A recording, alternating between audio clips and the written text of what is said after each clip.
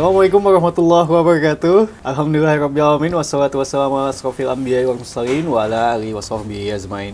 Kembali lagi bersama saya Bes Nugraha dalam program yang mungkin dinanti-nanti sahabat dakwah Muhammadiyah ya. Dimana lagi kalau bukan program Podcast Infomu. Dan seperti biasa di Podcast Infomu ini kita selalu menghadirkan tokoh-tokoh ya kan, baik itu dari warga persyarikatan Muhammadiyah yang akan memberikan edukasi-edukasi, pemaparan juga sehingga kita akan tercerahkan lagi. Dan untuk narasumber kita ini, waduh kalau Bes bilang ini bisa dibilang orang yang paling sibuk juga ini ya untuk mendapatkan waktunya aja cukup sulit. Hadir kembali ada Bapak Dr. Muhammad Arifin MPD. Assalamualaikum Pak. Waalaikumsalam Bes. Aduh, kayaknya makin cerah aja ya. Dan sahabat dakwah Muhammadiyah. Sahabat dakwah Muhammadiyah. Oke.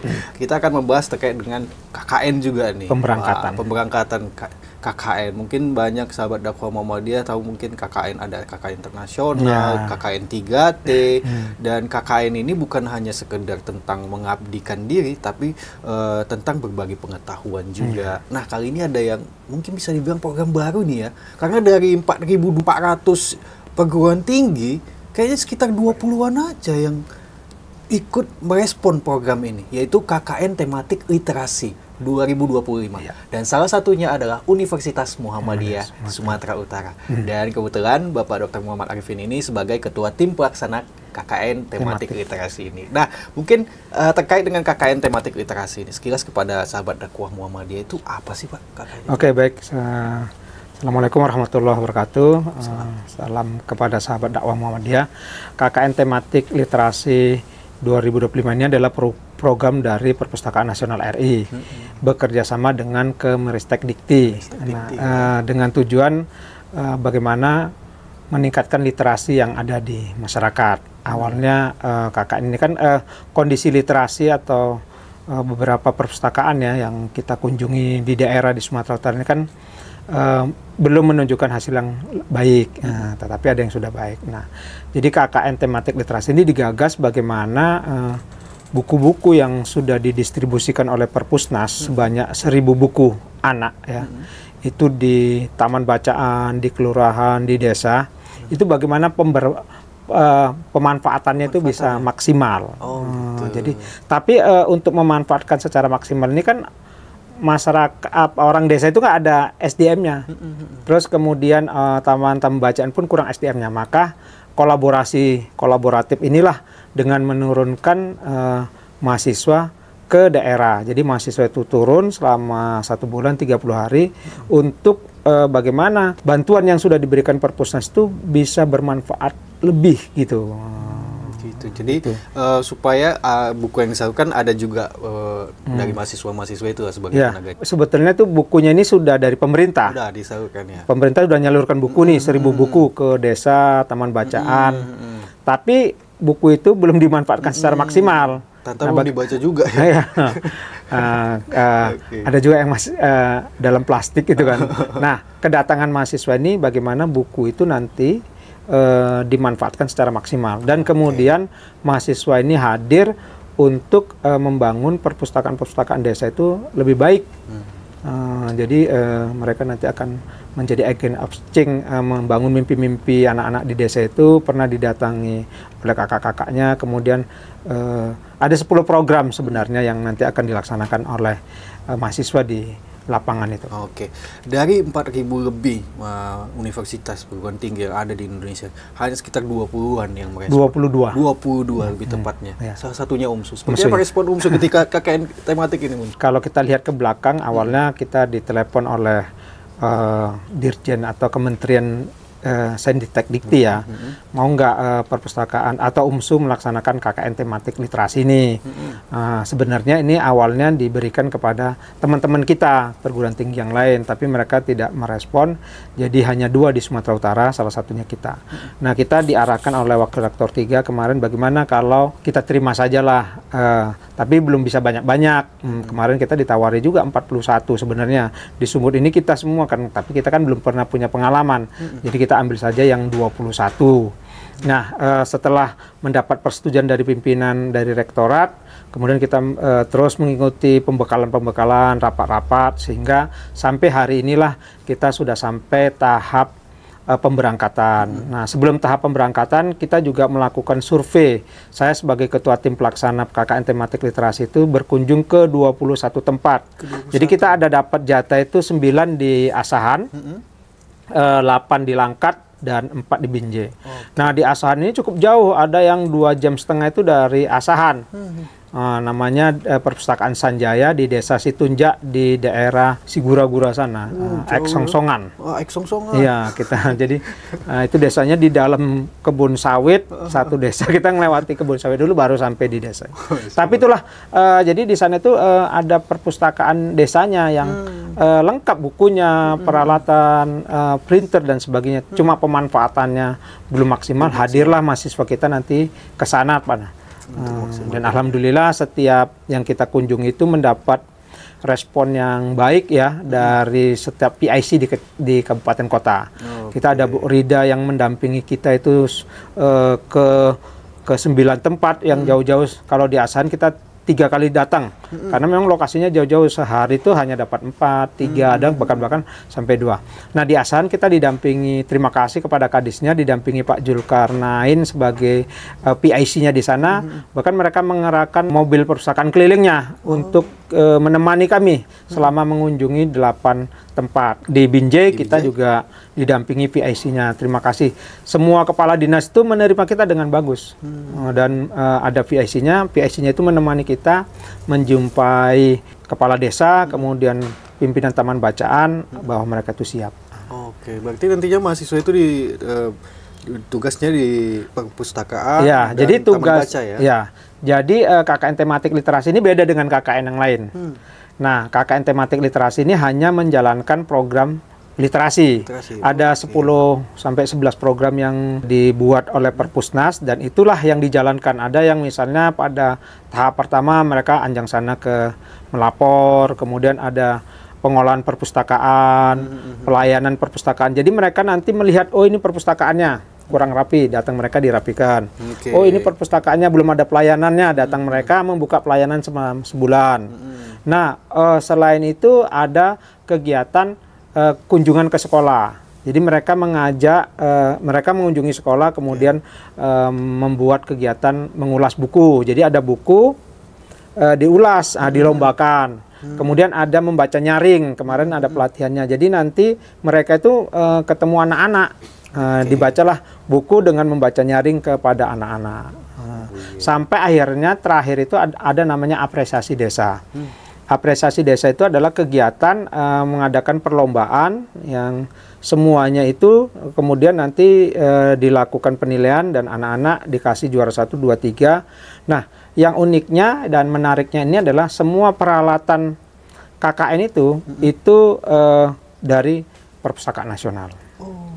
Jadi sudah disiapkan, misalnya ada pot bunga untuk memperhias, ada arkilik untuk memperjelas posisi-posisi buku, kemudian ada hadiah untuk anak-anak, kemudian ada alat-alat pendukung supaya perpustakaan itu bisa kita labeli, ada isolatif dan sebagainya. Pokoknya ada rule semuanya itu memang sudah disiapkan. Jadi anak-anak tinggal datang melaksanakan 10 kegiatan itu. Oke, dari 255 orang mahasiswa ini, itu gimana proses seleksinya? Oke, baik, kita buat 2 kali ya pendaftaran, gelombang 1, kemudian karena belum mencukupi kita gelombang kedua dan alhamdulillah kita targetnya sebetulnya 210. Targetnya ya, satu kelompok itu 10-10. Tapi tingginya minat mahasiswa kita berilah 12. Jadi 12 ada yang 3. Ada yang 3, tapi kita nggak sanggup juga sampai mau kita terima banyak-banyak. Jadi kita hanya terima satu kelompok itu 12.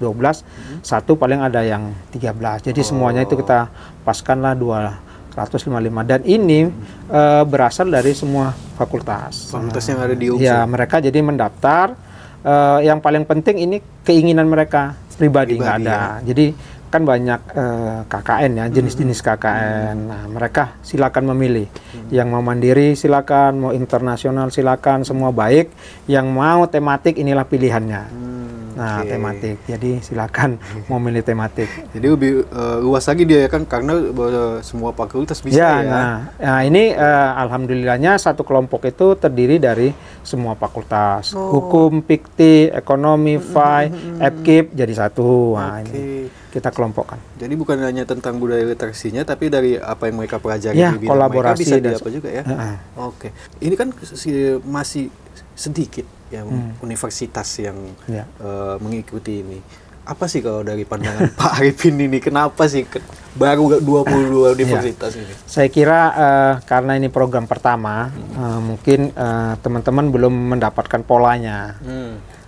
Kita kemarin BIMTEK, kelompok pertama sekali yang menyelenggarakan di bulan Juni itu kan awalnya kebingungan mau buat ngapain. Pemerintah kan masih mencari pola-pola, tapi sampai akhir kita ini termasuk gelombang yang kelima ini, termasuk pelaksana yang bagian akhir nih, karena kita memang jadwal KKN kita kan di September, di Agustus, jadi kita pilih yang terakhir. Nah, kita kemarin BIMTEK pola terakhir. Saya kira kalau kita lihat mungkin masih perguruan tinggi yang lain itu masih mau mencoba-coba dulu atau belum tahu pola, jadi belum tahu. Tapi setelah kita ikuti ternyata nggak terlalu sulitnya, apalagi bagi kita perguruan tinggi swasta ini kan penting. Karena kan sebenarnya KKN tematik literasi ini kan bisa, kan setiap perguruan tinggi punya programnya, program KKN. Jadi bisa di apa ya, didomplengkan sebenarnya. Jadi aja ya. Diteruskan. Jadi kalaupun ada ya inilah kelompok yang dia punya temanya aja sendiri. Nah, cuma tidak mengganggu perguruan tinggi. Malah mendukung. Anak-anak punya banyak pilihan ya.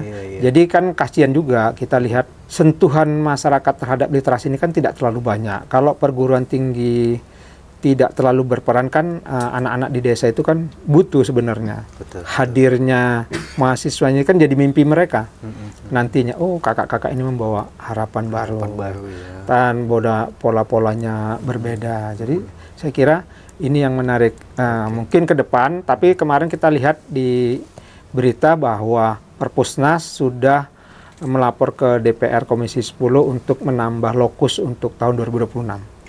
Jadi insya Allah kalau UMSU ini sukses mungkin bisa tambah lokus kita, nambah lagi tahun depan. Nah, kita mohonlah nanti kepada Pak Rektor dan semua pimpinan agar kegiatan ini terus berlanjut. Nah, ini kita doakan sukses dulu. Iya. Mungkin kampus lain nengok-nengok dulu lah ya. Nah itu mungkin. Nah kita langsung kemarin diamanahkan Pak Rektor melalui R3. Pak Arifin menjadi PIC-nya pertama karena berhubungan literasi kita. Siap Pak, kita jalankan. Tapi sedikit nih, ini kan terkait literasi juga. Nah kalau di UMSU kan punya perpustakaannya juga. Nah sejauh ini seperti apa perkembangan perpustakaan? Oke, baik. Nah uniknya kalau di perguruan tinggi lain nih Pak Bambes dan sahabat dakwah Muhammadiyah, kalau di perguruan tinggi yang lain itu yang menjalankan lembaga penelitian dan pengabdian masyarakat LP2M. Nah, kalau di UMSU itu yang menyelenggarakan perpustakaan. PIC ketua tim pelaksanaannya dipercayakan perpustakaan. Ini sangat jarang, bahkan nggak ada di tempat lain. Kami dikolaborasikan dengan MBKM, unit MBKM yang memang mengawali, menangani kegiatan-kegiatan mahasiswa. Nah, inilah yang membedakan kita dengan perguruan tinggi lain.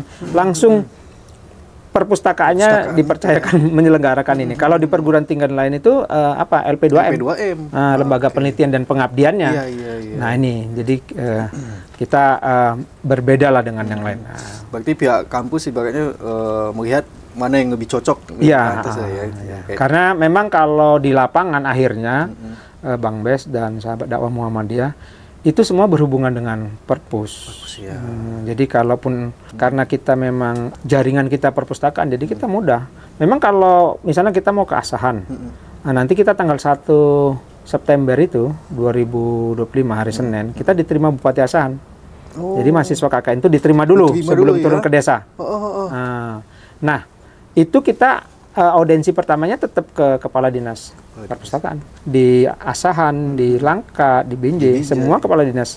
Nah kan itu memang sejalan ya kan dengan yang diamanahkan Pak Rektor bahwa oh ini cocok untuk perpustakaan. Perpustakaan itu. Karena lobby-lobbynya sudah nggak payah lagi.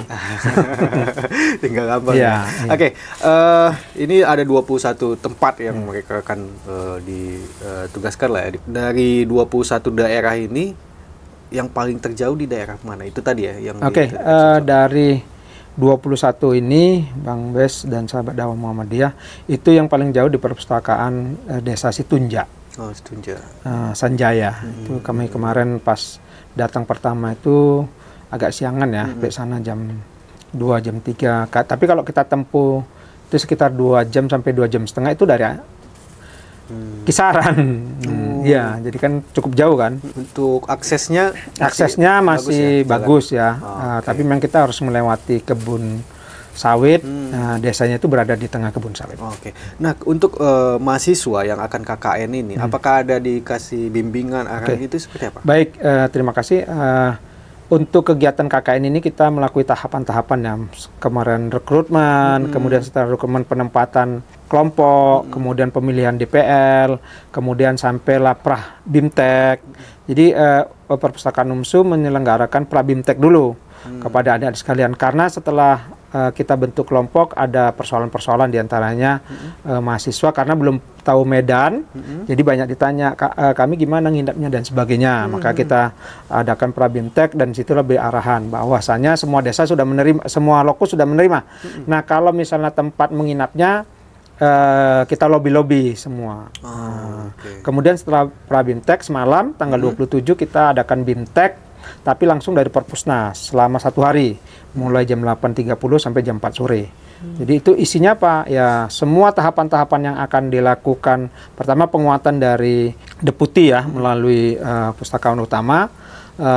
Bagaimana anak-anak itu bisa menjadi agen perubahan, kemudian bisa membawa perubahan di desa-desa. Setelah itu baru diisi dengan materi-materi yang mereka akan laksanakan, mulai dari bagaimana sih mengolah perpustakaan.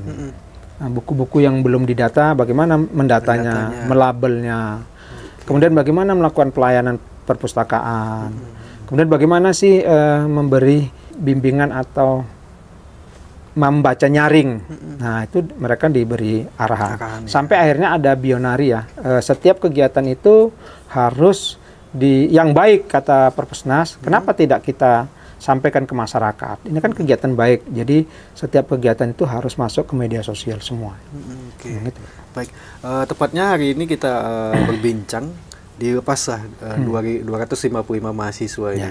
Tadi dia kalau nggak salah dia di kepala dinas juga. Iya, alhamdulillah kepala dinas perpustakaan provinsi dan kepala dinas perpustakaan dan arsip provinsi itu Bu Saragi ya, itu hadir. Saya sangat bangga sekali, beliau juga senang sekali bahkan memberikan respon kalau nanti ada di kabupaten kota butuh mobil keliling silakan nanti kita bantu. Nah, kita sangat banggalah dengan dinas perpustakaan kita yang ternyata mau turun dan melepas atau memberi arahan kepada adik sekalian. Sangat merespon berarti ya. Sangat merespon. Dan adik-adik mahasiswa ini juga akan membawa seperti program-program dari Perpusnas ya? Ya, 10 program.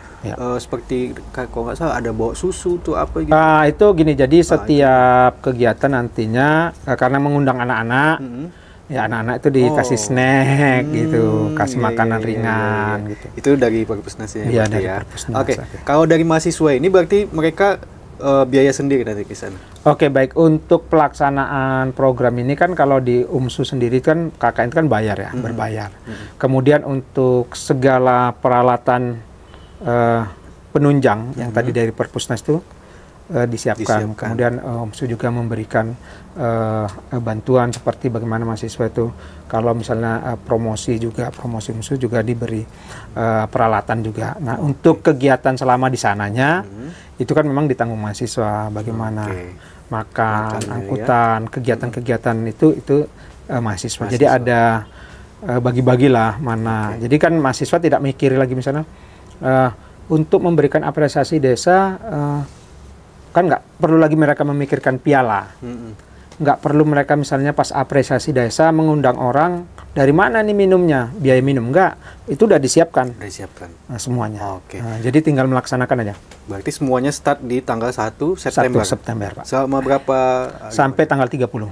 Oh, berarti sekitar sebulan nih ya. Sebulan. Sistemnya mereka berarti nginap di sana nggak ya? Iya, nginap di sana. Dan alhamdulillah masyarakat desa di sana juga memberi tumpangan. Ada yang tidur di masjid ya, ada yang tidur di rumah masyarakat. Harus nah inilah dong. KKN itu ya. Itulah KKN itu ya. Bukan kerja nyata. mengabdi saja, tapi itu dah.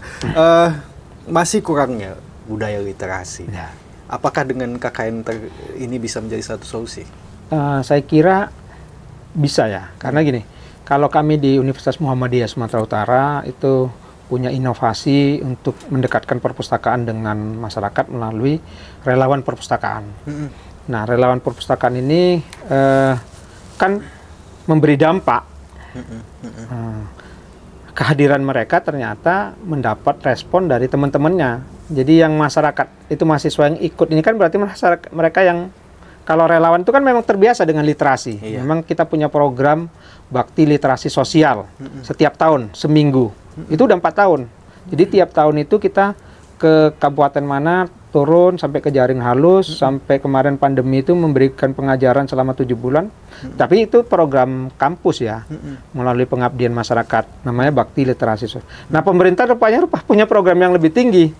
Nah, inilah KKN tematik literasi. Nah, kan artinya orang-orang yang ikut ini kan terdampak, terpengaruhi dan ingin berbagi.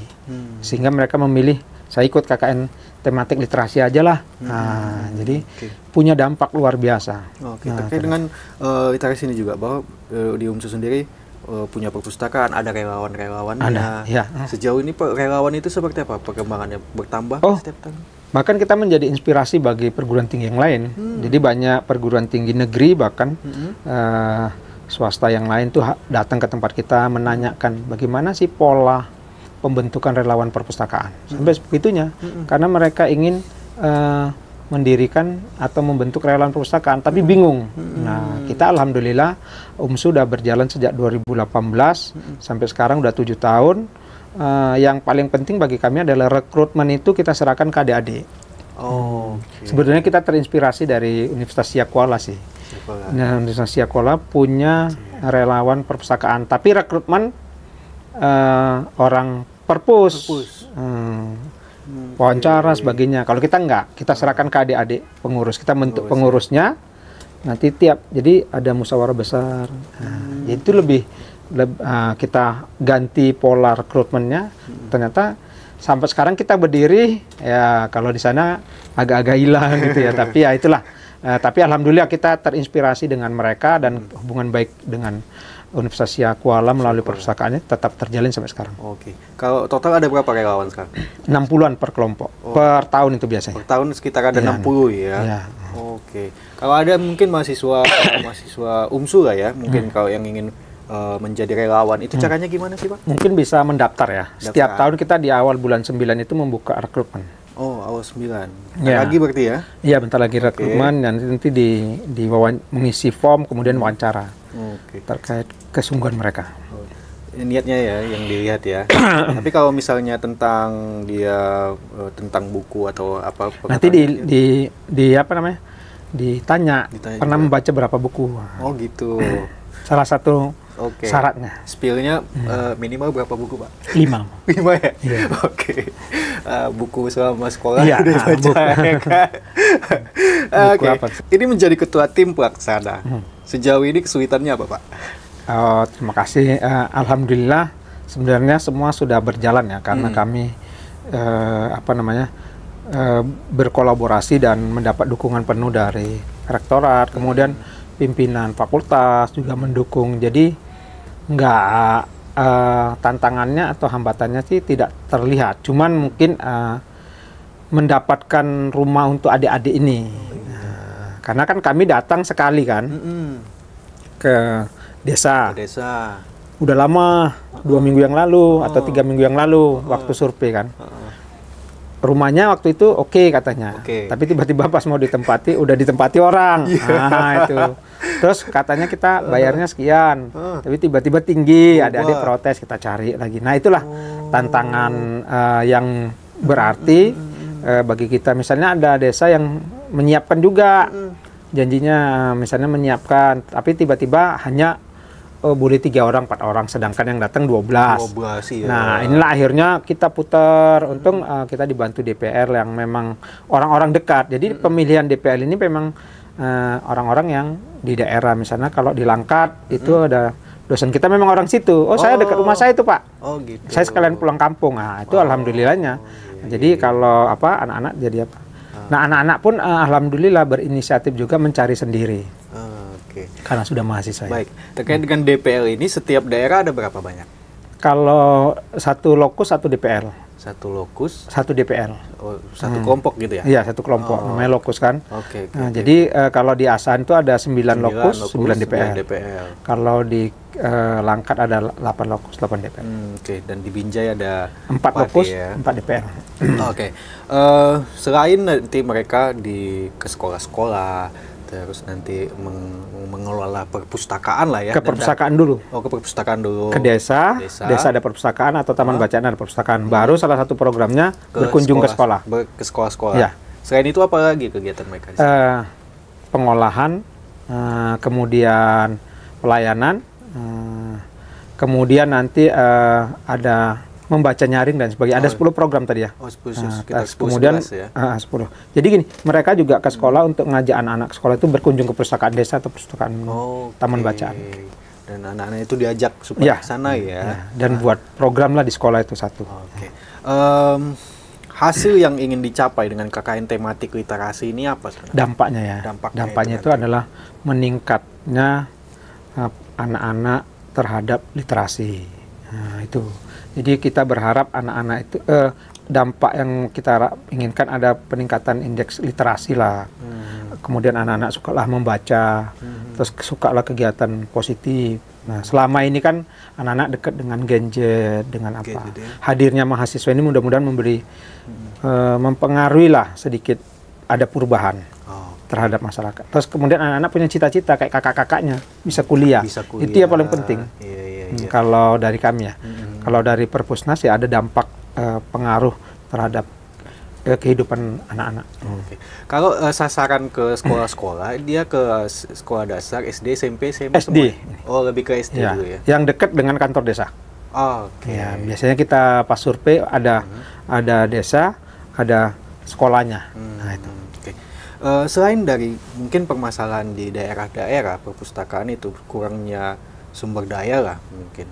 Apa lagi sih kurang? Jadi gini, sebetulnya sumber dayanya ada, SDM pelaksanaannya yang belum ada. Nah, itunya makanya hadirnya KKN tematik literasi ini seperti ini. Jadi daerah yang dikunjungi ini adalah daerah yang sudah dapat bantuan 1000 buku dan lemari, bahkan ada yang sampai printer. Oh iya. Tetapi ada pengolahannya sebetulnya, ada pengolahannya masing-masing. Tapi ada sebagian tempat yang mohon maaf, Bapak sekalian, yang kita datang itu masih berplastik. Bukunya. Aduh, kan sangat miris ya. Bukunya masih di plastik. Jadi kalau nggak anak-anak ini datang gimana? Dari datang sampai tahun depan lagi nggak pernah disenggol. Karena apa? Ternyata persoalan di Taman Bacaan itu kurangnya SDM yang mau menyampaikan ke anak-anak. Walaupun mereka sudah menyampaikan, tapi nggak berjalan maksimal. Ya nggak semua sih, dari 21 ini ya ada yang bagus, tapi memang ada juga yang kita temui. Nah, ini kehadiran adik-adik ini membawa perubahan lah. Nah, ini supaya Perpusnas tahu juga, sering-sering ditengok juga. Sering banyak-banyak kegiatan juga lah. Supaya Perpusnas pun bukan hanya menyerukan juga ya, tapi tetap. Mereka sebetulnya punya program Relima, relawan lintas masyarakat. Satu orang individu yang dipilih, mendaftar, dipilih dan digaji sebetulnya. Tapi kan kurang maksimal juga karena dia harus satu orang nangani berapa ini. Iya, baik. Mungkin terakhir pesan kepada mahasiswa yang akan mengikuti selama sebulan KKN tematik literasi 2025 UMSI ini. Tadi pesan Pak Rektor melalui Pak WR1, jaga nama baik alma mater. Kemudian laksanakan program dengan sebaik-baiknya, ya, sesuai dengan yang telah diamanakan oleh Perpusnas. Ingat ada sekalian, kemudian di mana bumi dipijak, di situ langit dijunjung. Artinya bagaimana berperilaku di masyarakat, ikutilah. Misalnya ada satu tempat yang tidak boleh menginap cowok sama cewek ya diikuti, memang seperti itu. Tapi ada satu tempat juga yang memang kepala desanya itu menyiapkan bahwa rumah ini memang dikhususkan bagi mahasiswa KKN dari manapun. Jadi kalau dia KKN di desa itu, inilah poskonya. Nah, jadi jaga nama baik sebulan ini. Oke. Satu hal lagi, pesan untuk meningkatkan budaya literasi nih kepada ya mari kita semuanya, siapapun ya, tidak hanya saya tapi siapapun yang ada, pemirsa sahabat dakwah Muhammadiyah, mari melalui individu-individu kita mencoba mendekatkan diri melalui buku ya. Nah, kemudian kalau kita sudah membaca satu buku, mungkin saya pernah kemarin mendengar salah satu pengurus Muhammadiyah PWM itu di sini, tapi siarannya di dia punya aktivitas sehari itu membaca 3 jam untuk membaca buku. Nah ini kan patut ya, anak-anak mahasiswa, mari, atau kita semuanya marilah punya kebiasaan habit itu. Ya misalnya pokoknya satu hari itu membaca Al-Quran, kemudian membaca buku. Sedikit-sedikit. Nah, 3 jam ya. Kalau Bapak itu 3 jam, kita ya misalnya setengah jam atau 20 menit. Tapi gini, itu menjadi aktivitas yang nggak boleh dilewatkan. Jadi rutin ya. Jadi rutin maksudnya. Ya, gitu. Baik, terima kasih Pak Arifin. Terima kasih Bang Bes, terima kasih kepada kru TV Muhammadiyah semuanya. Oke, mudah-mudahan mahasiswa-mahasiswi ini yang akan mengikuti KKN ini berjalan dengan lancar ya. Dan mudah-mudahan sukses dan insya Allah tahun depan akan berlanjut lagi KKN tematik ya. Terima kasih waktunya. Assalamualaikum warahmatullahi wabarakatuh. Waalaikumsalam warahmatullahi wabarakatuh. Baik sahabat dakwah Muhammadiyah, itu kan dia perbincangan BES bersama Bapak Dr. Muhammad Arifin MPD selaku Ketua Tim Pelaksana KKN Tematik Literasi 2025 Universitas Muhammadiyah Sumatera Utara. Mudah-mudahan para mahasiswa-mahasiswi khusus sekitar 255 orang ini akan menjadi agen perubahan untuk meningkatkan budaya literasi di Indonesia. Ini saatnya saya BES Nugraha pamit undur diri. Wassalamualaikum warahmatullahi wabarakatuh.